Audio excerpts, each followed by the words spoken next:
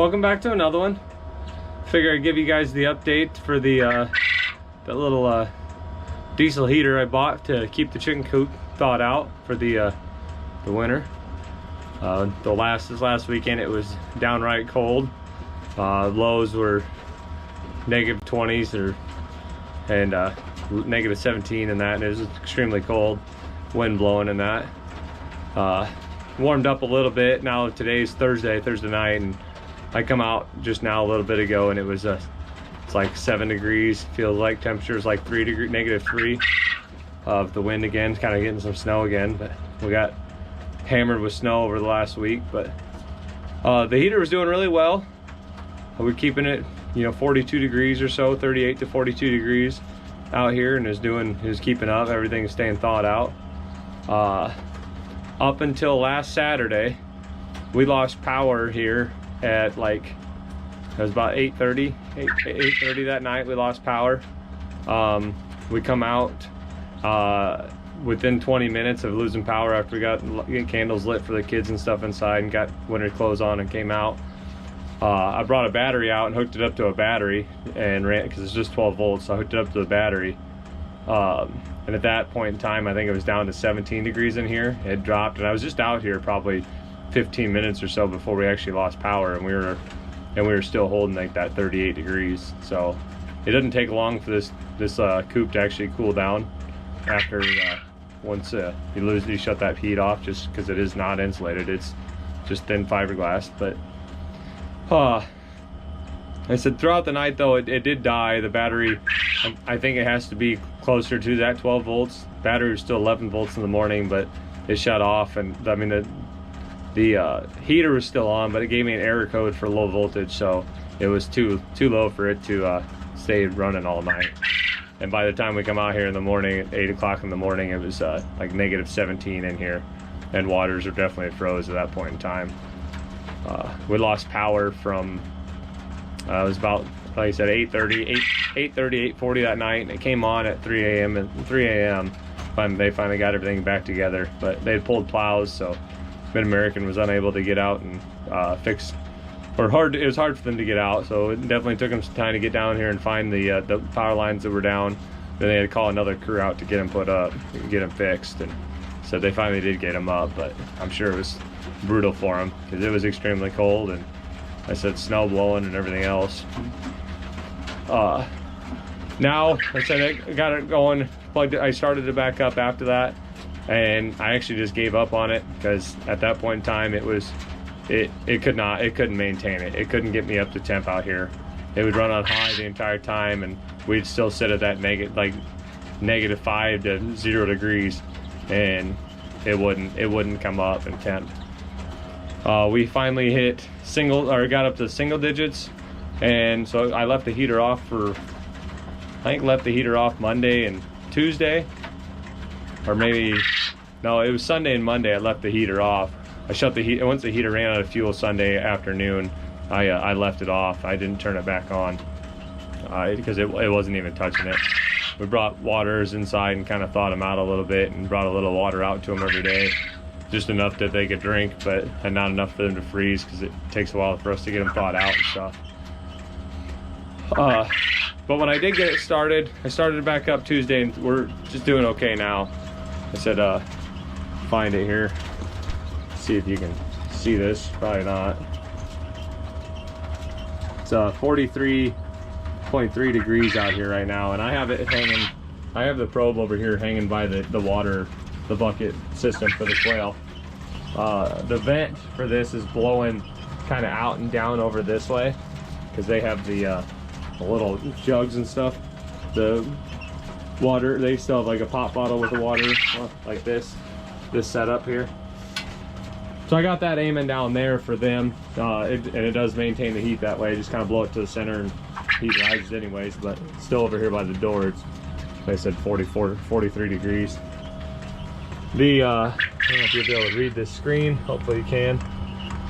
I have it set to 5 degrees Celsius, and it's bouncing between 5 and 6 degrees Celsius according to the controller.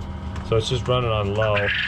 You see there, right there, it's just low. I can, and I have it set up on the thermostat It does not shut off when it reaches there. It just lowers the, puts it on low if it reaches temp. So if it gets a little warmer outside, it will warm up in here a little bit and get it up in the mid 40s or so, but it doesn't actually shut off, which is still fine because I said at least it maintains that temperature. And it definitely, when on low, again, it's probably hard to see. It's kind of dark over here in the corner. We've only used a little over 1/4 of a tank. Let's see if I can get a flashlight out for you.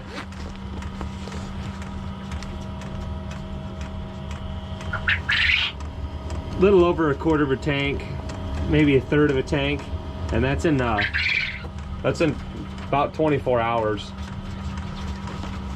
I filled it up yesterday afternoon. I got home at like 3, about 3 o'clock yesterday afternoon. So, and it's now 8 o'clock the next night. So it does pretty good on low. It maintains, and that's a gallon tank.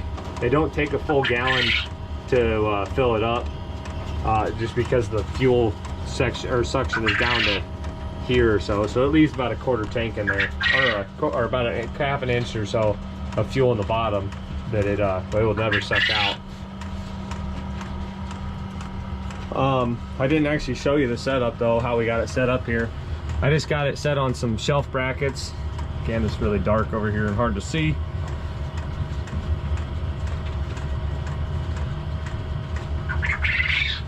I got it set on some shelf brackets. I got bolted to the legs here where I have the brooder box and stuff set up at. The exhaust I got plumbed through the wall. I'll put the thing in the bottom here. It's just like a through hole exhaust for like a boat. Works perfectly for it. And I was worried about it getting hot on the fiberglass, so I ended up cutting a square and then just drilling a hole through a piece of aluminum plate and bolting that on. And turns out I really didn't have to do that. I could have just bolted it right to the fiberglass, but like I said, I was just worried about that piece getting hot. And this does not. This right here, like I can touch this does not get hot. This part is extremely hot, but this part does not get hot. I said I can touch that and it doesn't get hot at all.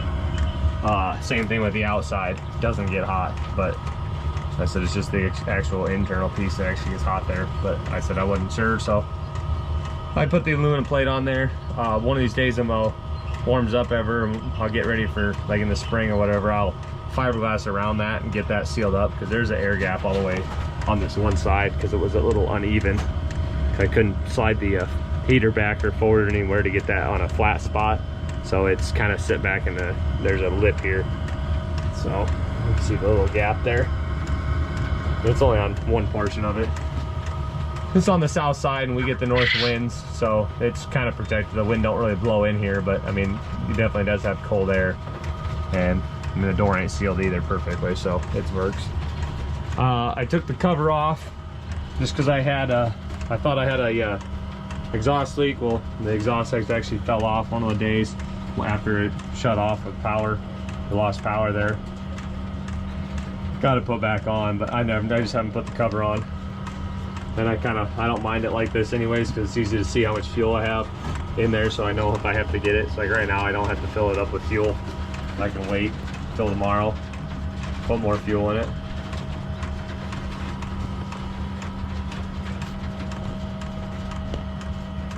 But like I said, it does pretty well, and I think it would have actually worked for the to keep during that cold spell, or that very cold stint there we had. It just, with losing power, it just wasn't able to maintain it. So if you're starting out that cold, it definitely will not work.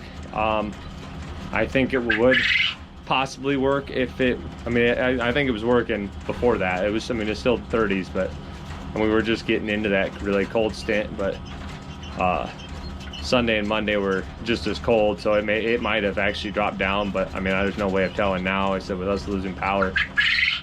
When I got home Monday night, I piled snow on the outside. It's dark outside, of course, now, so I really can't show you. And I got a compost bin set up right on the back side of this, about 2/3 of this, so I can't get right up close to it. But I piled snow and it kind of fell in between the compost bins in there, because I got about a foot gap between it, and it did fill up in there, but I got snow built up to here, you know, so I got 2/3 of it up the wall built up, and I went up on the back side, right in the, that's my alley in the backyard, and so I could come up right against there, but I got snow built up to the bottom of that window there on that side. So that whole back side up halfway, and then about 2/3 down the back side here, that I got snow piled up to help insulate it. And that was when I was turning it back on, thinking hopefully I'm trying to help hold some of the insulation in. And and the frost has come off on the inside here now. It was Monday night when I turned it on, the walls were just coated in frost. I mean, like I said, it was downright cold out here. But everything survived. We didn't lose any birds or quail or chickens or nothing. So they've all survived, but said it was extremely cold out here for them, and kind of hard to get them water. But now that I got everything going again, I said we're doing okay now. But I got a new idea or plan that I'm going to use for the watering system, and be able to do both sides and prevent freezing, with the exception of if we end up losing power. But I'm going to work on that. I'll put that together here, hopefully eventually after it warms up. I'm sure it won't get done right away, but I'll get it done here before spring. It might help me out a little bit towards the end of winter. But so the bucket works good, but so right now I said it's maintaining temperature, and it's still thawed. I mean, it's all thawed out. There's no ice in there, and all the cups work. I didn't have any pipes break, any of the PVC pipe freeze and crack or nothing, so it did work out. But I'm going to change the idea and get rid of this bucket and don't have the gravity feed anymore. But I'll get that set up and kind of show you how I'm going to do that. So this works out pretty well, but my problem is when I add more cages to the top for a bachelor pad for when I start having more birds I need, I'd have to move the bucket up to the top of them, and then how do I connect everything? And it's going to be a pain. It's just easier though this new way I'm going to do it. So, but I said I figured I owed you the update for it, and said it works really well. I don't know if I showed you, but I did get power out here into the coop. Of course it's dark, so I trenched power in before the ground froze. I got an outlet here, and I got a light switch that I haven't hooked up lights yet to the top, but I got everything hooked up. And I got a 12-volt converter just plugged in to and that's bolted to the wall, and then it just plugs into the wall there. And then I got the wires running across and down hooked up to the heater. And I'm gonna use that for some exhaust fans this summer. I'm gonna get some like camper exhaust fans to put in the vents up here, and vent it, and then probably just put a screen here instead of putting that fan back up. The fan works pretty good, but that way I can open that window up and then just have it screened up, so it's just screen shut. And then instead of having the fan, like I said, the fan works pretty good, but it's kind of a pain having the cord hanging and everything. And so I think with the exhaust fans up top would work better to be able to draw cool air in for the bottom and take the hot air right off the top, take them right off the exhaust portions here and over there, and run them off that 12 volts. But as always, thanks for watching, and I hope to see you on the next one.